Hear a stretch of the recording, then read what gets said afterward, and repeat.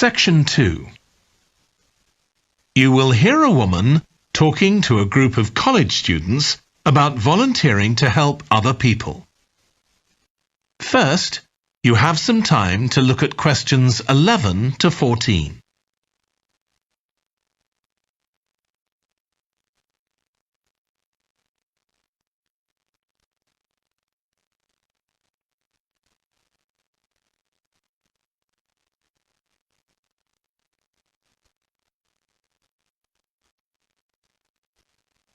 Now listen carefully and answer questions 11 to 14. Good morning. My name's Lucy Crittenden, and I'm the Director of Operations for an organisation that arranges volunteering in this part of the country. I'm hoping I can persuade one or two of you to become volunteers yourselves. Let me start by briefly explaining what we mean by volunteering. Volunteers are teenagers and adults who choose to spend some time unpaid helping other people in some way. Most volunteers devote 2 or 3 hours to this every week, while a few do much more. The people they help may have physical or behavioural difficulties, for example. Volunteers can do all sorts of things, depending on their own abilities and interests. If they're supporting a family that's struggling, for example, they may be able to give them tips on cooking, or recommend how to plan their budget, or how to shop sensibly on their income. They might even do some painting or wallpapering, perhaps alongside any members of the family who are able to do it.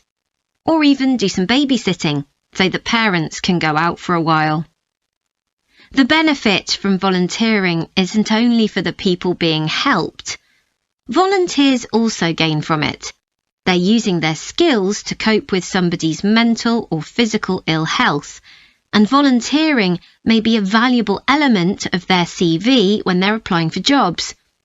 Employers usually look favourably on someone who's given up time to help others. Significantly, most volunteers feel that what they're doing gives them a purpose in their lives. And in my opinion, they're lucky in that respect, as many people don't have that feeling. Before you hear the rest of the talk, you have some time to look at questions 15 to 20.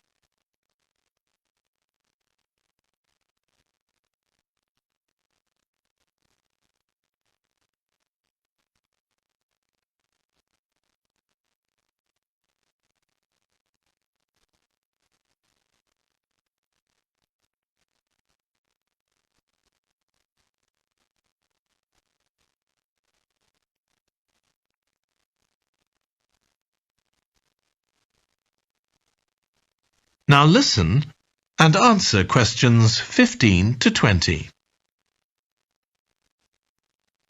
Now I'd like to tell you what some of our volunteers have said about what they do, to give you an idea of the range of ways in which they can help people.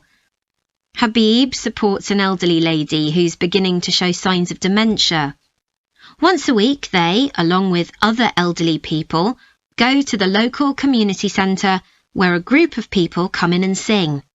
The songs take the listeners back to their youth, and for a little while they can forget the difficulties that they face now. Our volunteer Consuela is an amazing woman. She has difficulty walking herself, but she doesn't let that stop her. She helps a couple of people with similar difficulties who had almost stopped walking altogether. By using herself as an example, Consuela encourages them to walk more and more. Min visits a young man who lives alone and can't leave his home on his own, so he hardly ever saw anyone. But together they go out to the cinema or to see friends the young man hadn't been able to visit for a long time. Tanya visits an elderly woman once a week. When the woman found out that Tanya is a professional dressmaker, she got interested. Tanya showed her some soft toys she'd made, and the woman decided to try it herself. And now she really enjoys it and spends hours making toys. They're not perhaps up to Tanya's standard yet, but she gains a lot of pleasure from doing it. Alexi is a volunteer with a family that faces a number of difficulties. By calmly talking over possible solutions with family members, he's helping them to realise that they aren't helpless and that they can do something themselves to improve their situation. This has been great for their self-esteem. And the last volunteer I'll mention, though there are plenty more, is Juba. She volunteers with a teenage girl with learning difficulties who wasn't very good at talking to other people. Juba's worked very patiently with her, and now the girl is far better at expressing herself and at understanding other people. Okay, I hope that's given you an idea of what volunteering is all about. Now I'd like to talk to you about... That is the end of section 2. You now have half a minute to check your answers.